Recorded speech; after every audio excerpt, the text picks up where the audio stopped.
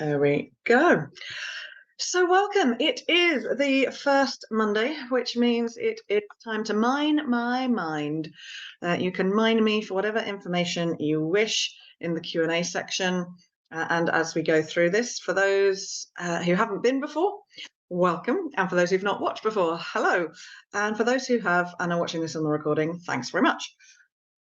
The way this works is I have a theme every month in my membership. And what I do with this first Monday is I take that theme of the membership to keep my life simpler. And I give you, normally I break it down into sort of 3 simple areas, questions, points, where I share some tools, tips, techniques around both vocal confidence, so speaking with more confidence in any situation, and the voice vibration sounding work that I do to help recognize where you've got blocks in your voice and to help liberate your voice. Because when you liberate your voice, you liberate your life. Because when you liberate your voice, when you start saying what needs to be said, when you start asking for help, when you start setting boundaries, whatever it is that you are not currently voicing, when you do, it's amazing what happens. It's like magic. Like you make connections and people know that you need help, or you set the boundaries that mean you're no longer suffering in silence. It's one of my most painful parts of the work I do is the number of people who are really suffering from stress, overwhelm, mental, physical, energetic dis-ease, because they've been suffering in silence for so long, putting up with stuff, thinking this is the way it has to be.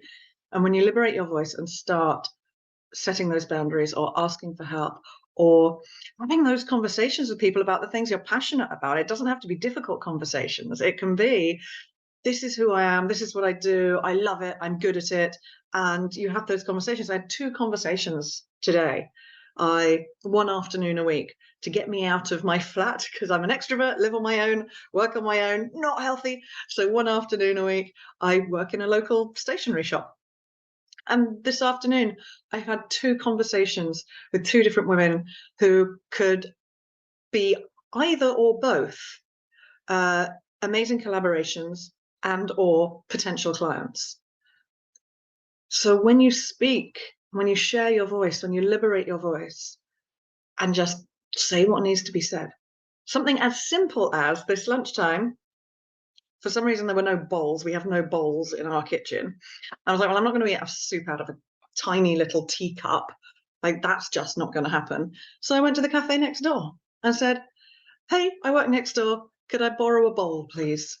And the woman who I worked with was like, where did you get that? I was, did you just go and buy a bowl? I went, no, I went next door and asked. Oh, I wouldn't know what to say. Right, so it can be as simple as, she said, oh, I had soup about 3 weeks ago. I put it into 2 of the cups and then I reheated more into another one of the cups. Like, so liberating your voice can be as simple as those little things in your life, which may not even be a frustration. They're just like a little annoyance, but you have less and less and less and less of them when you start expressing yourself. So this month's theme is acknowledging our ancestors. So the 1st of November is All Souls Day. As we know, Halloween, All Hallows Eve, is, it's that time when traditionally it's felt that the veil between the worlds is thin, but All Souls Day is when we give honor to our ancestors. And so our ancestors, and by ancestors I mean, anyone in your family who came before you. So this includes your parents, right? Because your parents hold ancestral lines. And it's acknowledging, yes, let's acknowledge the good stuff, right? Some of the good patterns they've passed down. But with the work I do, it's very often looking at the blocks, the challenges, the tensions. So what are some of the ancestral things that have been passed down? And I'm not going to ask you, those live in the room, to specifically share unless you want to. But I want you to think about, what are some of the phrases used in your family? What are some of the beliefs, the patterns the ancestral archiving that you think is just, oh, this is just how I am, but actually it's been passed down. Now, very often for very good reasons, because something happened to your great, great, great, great, great, great grandfather, or your great, great, great, great grandmother. And so they put these structures in their life so that wouldn't happen again. It would keep families safe. But that was then. That was their lives. That was a different time.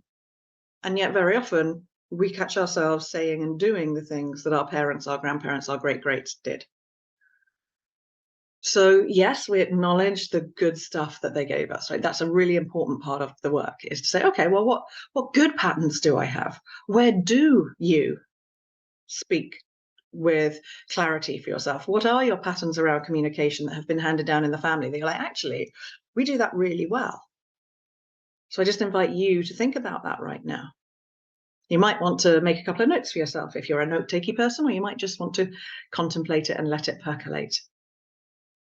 So, for example, something I think we do really well in my family is tell each other we love each other. From my mum's side. My dad, no. And again, what do you have masculine and feminine patterns? So this is one of the things we're looking at, is what are the patterns that you have? Because my dad literally physically did not tell any of his children he loved them until the first one he did. My brother was 3 years old, asleep, and Dad said he stood over my brother's bed and forced himself to say the words to his fourth child. And I don't know when he said it to my baby brother actually out loud when my brother was awake, probably not for a long time. So whereas my mum and my grandmother and even my aunt, who was very stiff upper lip, very oh, too much emotion, we don't show emotions, but even she, you know, with the love there, those patterns were really healthy. So my younger brother and I, for example, never finish a phone call without saying I love you. So that's a really healthy ancestral pattern. And quite unusual. You know, the generations, it's not unusual for the baby boomer generation to not express any kind of positive emotions and just coming in with the bad ones. So what are some of the good things that you have in your life and the patterns? And I invite you to look at them and think, how can you develop them? How can you expand on them? And because what I do is a lot of the looking at the blocks and barriers to help people break through them, what are some of your challenging ones? Now, I know Kevin runs his own business. Adelaide, I don't know whether you do or not, but it doesn't really matter whether you run your own business or you work for someone else, or maybe you don't work. But let's take talking about yourself positively, for example, or talking about money or your money mindset. Money mindset's a huge one. I grew up with the pattern from my mum, so right, same positive, love, amazing patterns, with money patterns that, if I look at my ancestral lineage from both sides, it's really interesting. So my mum's dad worked in insurance, and my mum would always say, neither a lender nor a borrower be. Not a penny in the black, not a penny in the red. I don't know how many times she said that. Those the two phrases I just remember so clearly through my whole childhood. And that stopped me from ever taking a risk or taking credit or going, actually, I've got this amount of credit. And so in my first profession as an actor, I couldn't possibly take that course that might put me into a little bit of debt, because my mindset was so, no, can't. If I can't afford to pay the credit card off in one at the end of the month, you don't put it on the credit card. Now, some of this is, it's quite good structurally if your money pattern is to just splurge and get into debt, and then that's unhealthy, right? But what patterns do you have that maybe stop you from communicating clearly? So some really common phrases that may be passed down through families are things like, that's not for people like us. Or looking at people who are splashing the cash and someone going, oh, that's just splashing the cash even, right? Or, oh, well, that's vulgar, right? Oh, you know, that's so ostentatious. They're showing off. Like, do you have phrases like that in your family that maybe are part of blocks for you in whatever area of your life? A really common one: children should be seen and not heard. Right? So I don't think that's as common these days. I think that's, in fact, when you look at children these days, there's a lot of boomers and Gen Xers going, yeah, children, it's great that children are heard, but they shouldn't be running the show. So, but there's that balance again, finding that balance. You know, if teachers are too afraid to set boundaries in a school because the children will turn around and accuse them of this, that, and the other, like the balance has gone a little bit maybe too far the other way. I've got a couple of friends who are teachers, so I know that that happens quite often. But yeah, children should be seen and not heard. And the challenge with that is if you're not heard, you're not seen. So one of the challenges that people come to me is with public speaking. And I have a strong belief, premise, that there's no such thing as a fear of public speaking. There's a fear of being judged, a fear of the unknown, and the fear of being seen. Because when we speak, people turn to look at us. And I'm speaking in this Zoom room at the moment, and there's a little yellow box around me, or if we had the speaker view on, right? So when you speak, people turn to look at you. So if you're not used to being heard, if you've been, as I was by some people in my life, because I'm naturally quite a loud person, so if you've been shushed a lot in your life, oh, shush, or been derised by people for being too loud, too much, and so then you withdraw yourself. When you don't speak, you're not seen. So then we're not used to being seen. So the children should be seen and not heard. Well, if you're not heard, you're not going to be seen, because you'll just fade into the background. So just in this moment, have either of you who are here live got any thoughts, feelings, comments you want to make about any of that, and how you're sort of recognizing, oh yes, there might be something there? Don't worry if you don't, that's all good. Okay. Children can be seen, not heard. That rings a bell. And when you think of that, like if you just feel into how hearing that makes you feel, how does it make you feel? Like either physically, like where there's a physical tension, or mentally or emotionally, whatever you choose. Yeah, I didn't immediately relate it to hiding away or not speaking your truth, but you can see why. And it was not my parents that used to say that; it was the grandparents. But it was very common up in Scotland where my grandparents were. That on a Sunday, children should be seen and not heard, and the streets were whisper quiet, even though the kids were playing. Wow. And you sort of, yeah, it does resonate with you. So I invite, both of you and anyone who's watching this on a recording to just, take a moment either now or later. And thank you, Adelaide, for your comments. That so much to digest, and it's very relatable. I just invite you to start thinking about, well, what are the phrases in your family? What are the common things that maybe you might have caught yourself saying and going, oh, that doesn't feel right. It doesn't resonate. Because these ancestral patterns hold a lot of sway.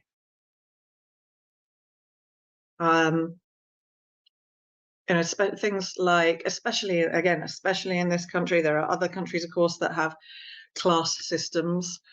But things like, oh, that's not for people like us. Or I'll never forget my mum's, and again, you can't just say she's just wanting to be, and there was no malice intended, and it stood me in good stead. But things like accent, And I remember once saying, see ya to a friend when I was about 8 after school. And Mum was like, what did you say? I said, see ya. She goes, well, what's that mean? I was like, well, see you, as in see you later, or see you tomorrow. Mum went, well, then you say see you later. It's like, okay. So there's those patterns of behavior that get passed down, and expectations, which is sort of my second point that we're going to work on. So point one was those, what are the phrases that you might now be able to start recognizing? Actually, these patterns served a purpose for those people, for grandparents, right? So my parents were Victorian age grandparents. My great grandparents were Victorian, so my grandparents were brought up with those Victorian values. And then in the Second World War, and my mum and my aunt were very much brought up with those values. So, me, Gen X generation, we're kind of the first generation to not, to sort of break away from that, really, to still have it, but go, we're going to question this. So they just invite you to look and notice, and also for yourself, find the good patterns. And actually, I really like that these things have come down from my family. So yes, the second point is looking at what is it that you would like to pass forward. Right, so we've looked at the blocks and the challenges. So now let's look at how you can change that, because that's a big part of my work. For anyone who's got my book, which is normally hanging around but isn't today. My stop shoulding, start wanting. We look at what the problem is, the shoulding, and then we create, well, how do we want that? And this is the same, looking at the ancestral patterns, phrases, challenges, and going, okay, how has this stopped me having a voice?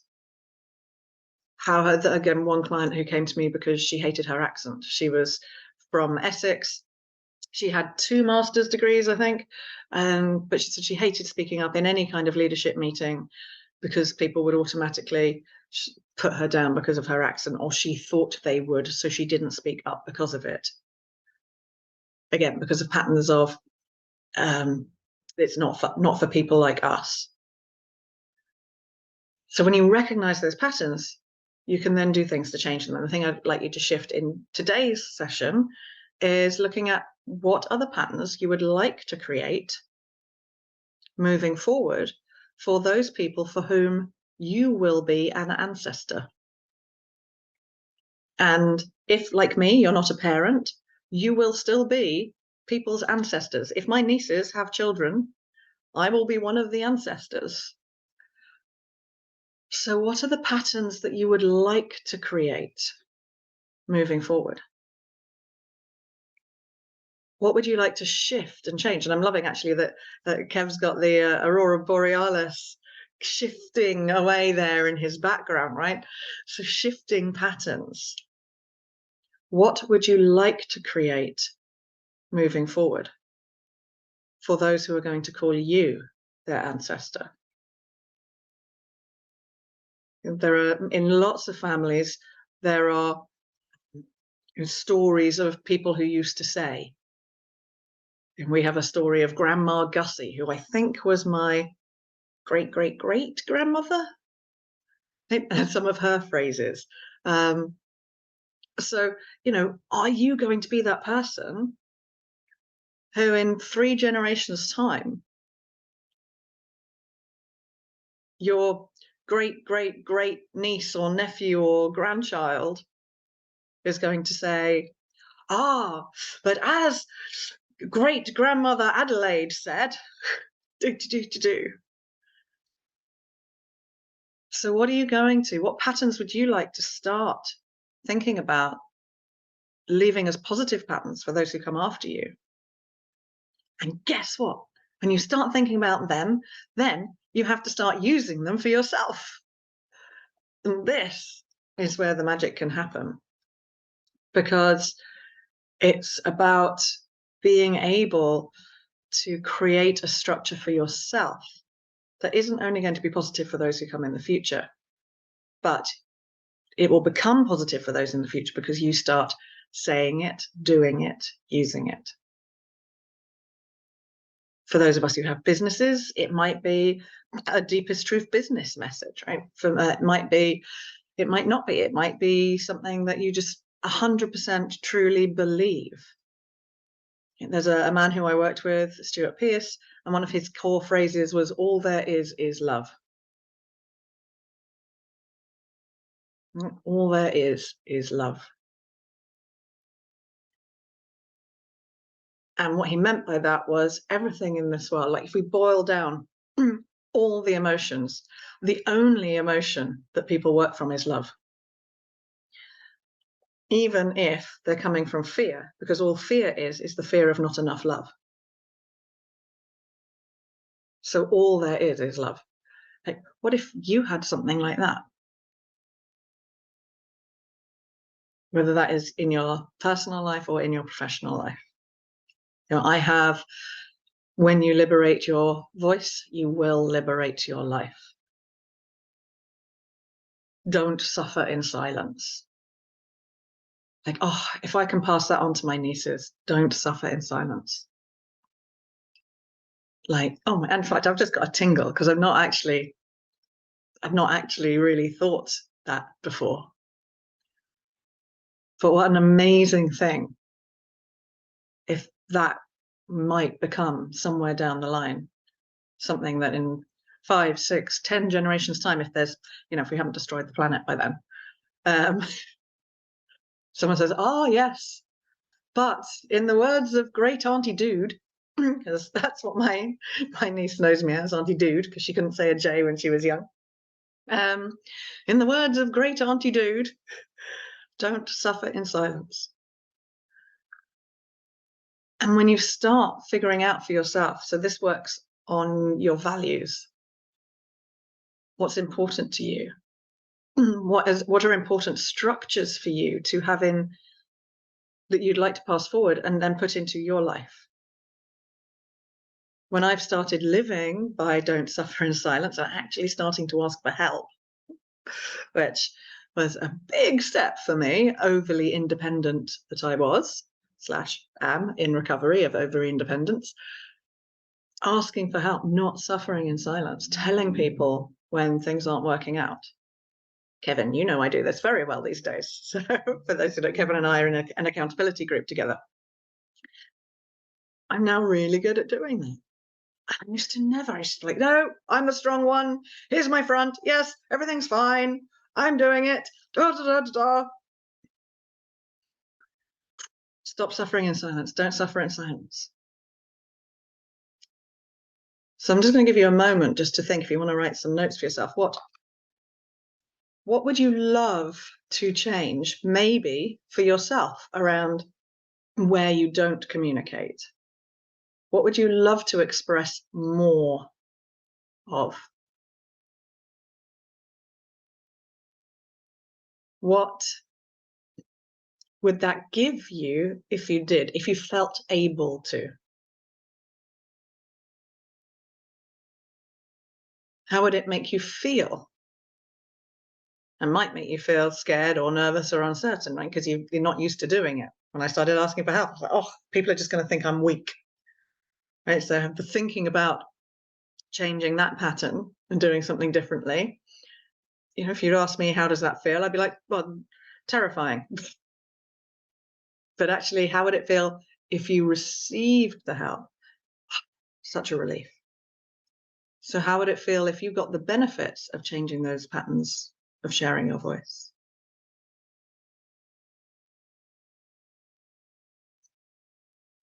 I'm just going to leave that hanging just for a moment for you to have a contemplate on.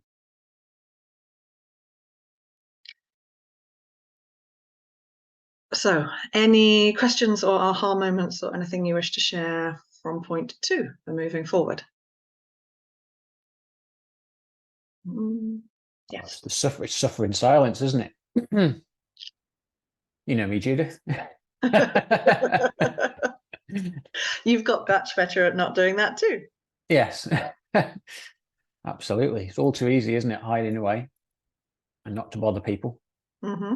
And also from a people pleaser point as well. It's like, from people pleasing point of view, is like, well, you don't want to offload your burdens onto other people. Nobody wants a negative nanny, do they? I love that.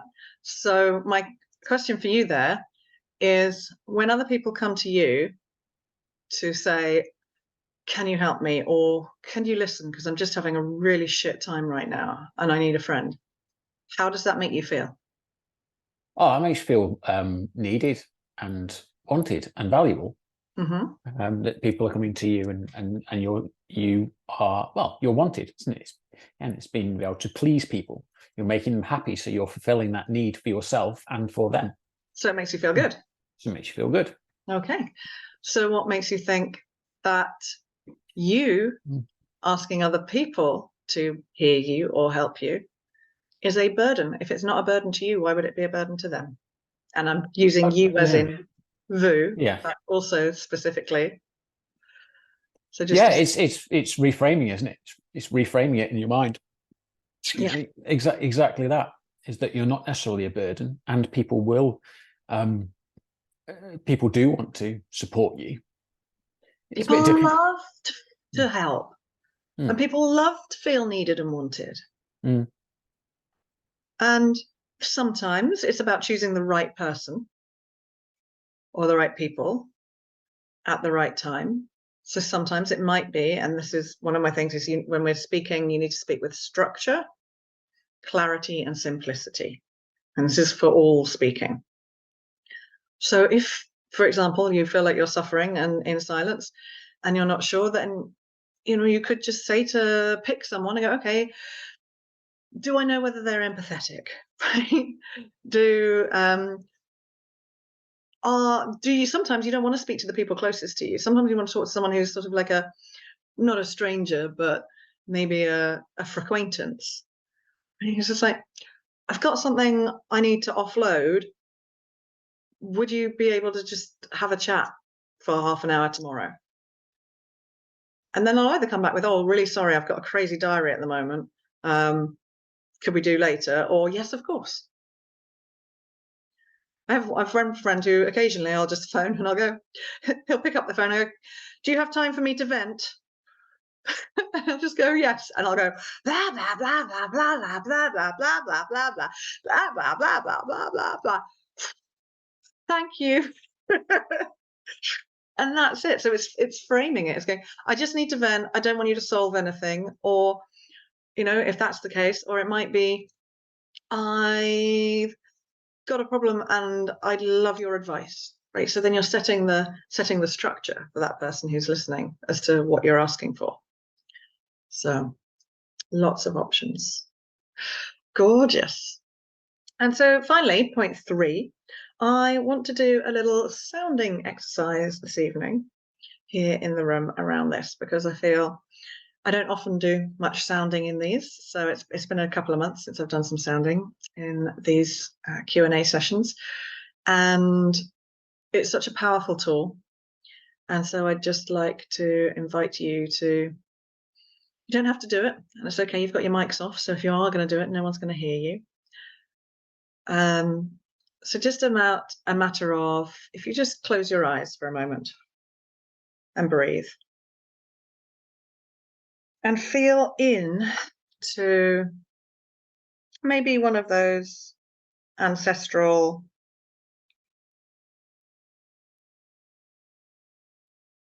patterns that's a challenge or a block.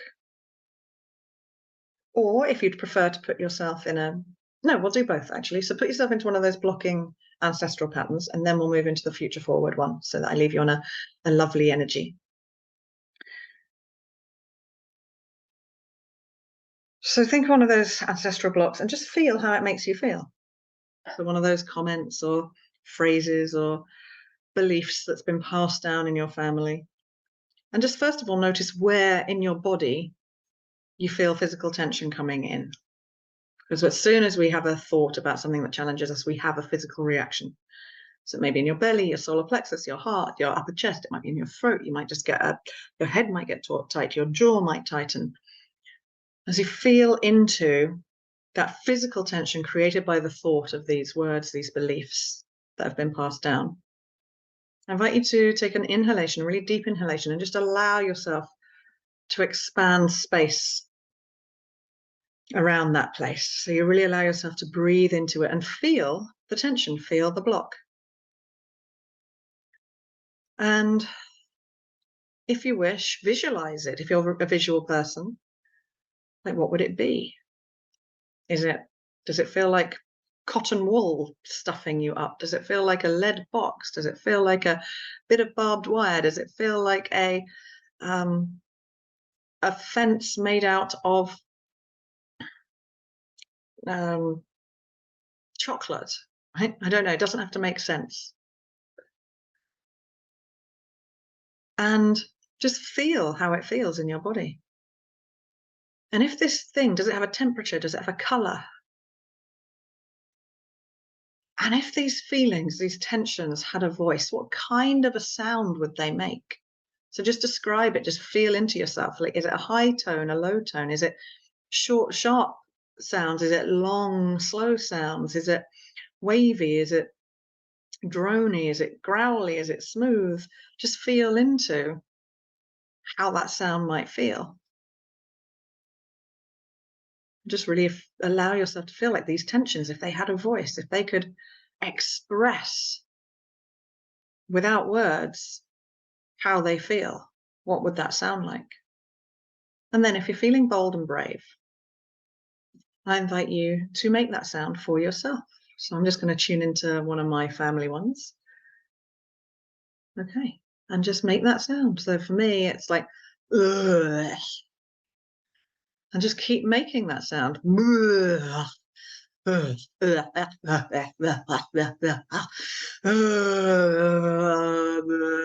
keep playing with it and keep allowing it out.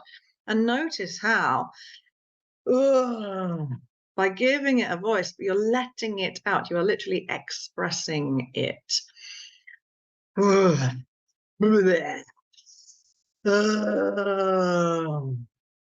Okay, and just allow yourself to come back and breathe.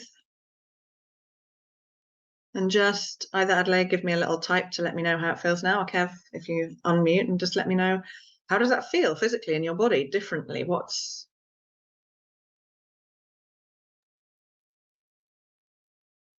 I've not really got it. Did you play with anything? I've played with a few sounds. Yeah, I've Yeah. played with a few sounds. Yeah. How did it feel to just try Right. giving it that energy? It's expressing it, isn't it? It's expressing that is very different to getting up in your head and thinking about it. It makes it real. Yes. And I know that this exercise can make people feel quite self-conscious, and it's a little bit weird. But I just wanted to give you a hint of it. Felt a lot of resistance towards making the noise. Thank you, Adelaide. Yes. So that can come from several things. It can come from just self-consciousness and feeling a little embarrassed. It can come from your subconscious brain going into your body going, no, because if you let go of these beliefs, then we won't be safe. Like, this is a part of me. It's a part of my identity. That resistance can come from just the fact that it's something new, and it's just like, oh, and very often these things are a part of our identity. And if we let go of a bit of it, well, then who am I? Who am I if I allow that out of me? And this is an exercise I do with people one-on-one. We go a lot more in depth, and I really support you through it. So I get you to describe everything to me. But I'm going to do the other side now, just so that you get, a little feeling of that too. So I invite you to close your eyes again and breathe. And I want you to imagine, what if you had words that you use, or beliefs, or patterns, right? It doesn't have to be words, patterns of behavior, thought processes, things that you pass down future forward that are beneficial. Things like, don't suffer in silence. What if you had something that was yours that you did pass down to future generations that helped and supported them, and that they took as sage advice, and all there is love? How would that feel if you had those patterns, beliefs, phrases that got passed down? How does that feel in your body? And allow yourself to breathe into that. Where does it live? Where does it move out to? Does that have a color, a density, a shape, a pattern? And again, if that had a voice, what kind of voice would that have? Is it loud? Is it quiet? Is it rough? Is it smooth? Is it high pitched? Is it low pitched? Is it wavy? Is it staccato? Just allowing yourself to feel into that energy. And if that were expressed, again, I invite you, and you may still feel a little bit of resistance because you may still a little self-conscious, but I just want you to feel into that future forward energy and give that a little bit of a voice. So let me just get into my, don't suffer in silence. If that got passed down to the family.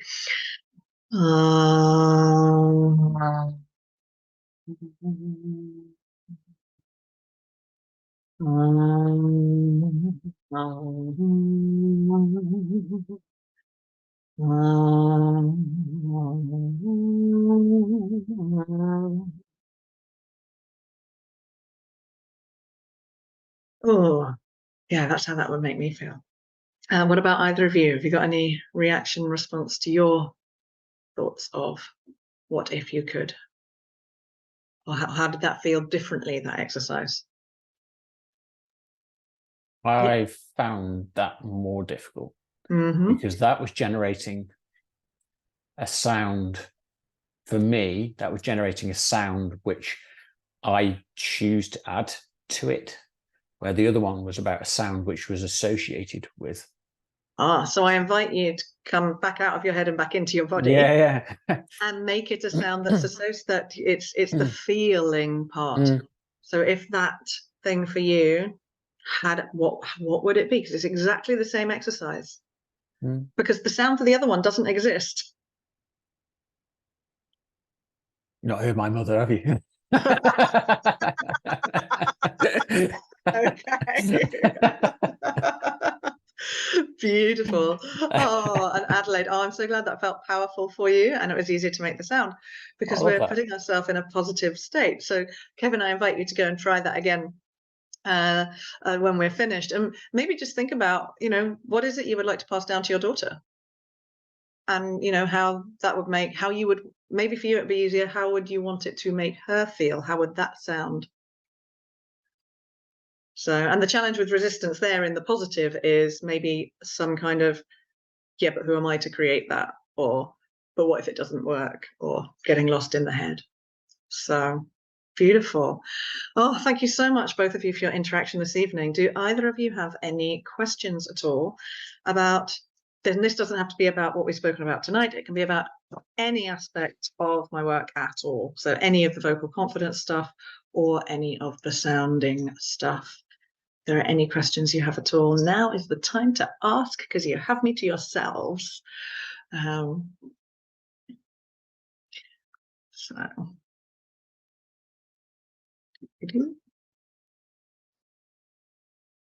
Where nothing. do we go for more sounding then, Judith? Where do you go for more sounding? Yeah. So the first step is my freebie online sound healing courses, which I will try and grab a link to, but otherwise you can find on my website under my online courses resources tab. So there's free sound healing and free vocal confidence online courses. One of them, the vocal confidence one's 15 minutes, but the sound healing one is 30 minutes.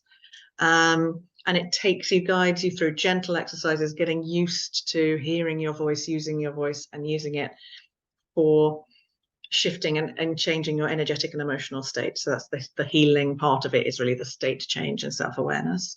The other place you can come is my weekly meditations. The first 3 are free. So 7:30 to 8 a.m. on a Monday morning, or 6:30 to 7 p.m. on the first and third Wednesday evenings. So I'm live in person in a Zoom room like this. So that is where you can come for a little bit more sounding to get used to it. And then if you're starting to get used to it and you think, oh, it might be useful, even if I have resistance, the resistance is very often the thing we need to follow. It's very often the thing that we need. And like one of the things I say is your voice will be the tool that shows where you need. to work, and it is also the tool that helps show your development, because especially with the humming, the sounding, the more you do it, the less resistance there is to it. And so you're using your voice to help you shift the resistance and open up. So the membership, you don't actually have to be a member. You can just come for drop-ins on those Monday mornings and Wednesday evenings, or there is a membership at 3 different levels. But worry about that when you've been to a few and seen what it's like. Other than that, check out my events page for in-person stuff, which normally happens in London, but sometimes elsewhere. So thank you. Great question, Kevin. And thank you, Adelaide. No questions from me. Very moved. Thank you. Oh, my absolute pleasure. If you want anything else from me, everything is at yourwholevoice.com. If you're intrigued and want to know a little bit more about other ways you can work with me, then feel free to just book in a connection call. And that goes for anyone who's been watching this too. If you're like, oh yes, this could work. My computer is playing up. As Kevin is aware, I do need a new one. It's being a little bit slow helping me get the links to the online courses. So I want to respect your time. I always finish by the 7:30, and we are a minute and a half out. So if there's no other questions, thank you both so much for being here. Thank you if you've been watching this on YouTube, which is where I place it. If you need me, you know where I am, yourwholevoice.com, and feel free to get in touch. Take care. Kevin, I'll see you tomorrow morning for accountability. And Adelaide, maybe see you again next first Monday, or before if you want to have a private one-to-one chat. That is very welcome too. So this happens on the first Monday of every month. Maybe not the 1st of January, because the 1st of January is a Monday next year. So, but it will happen on the first Monday of December. So take care, and I'll see you soon. Thanks very much. Thank you. Bye. Thank you. Bye-bye.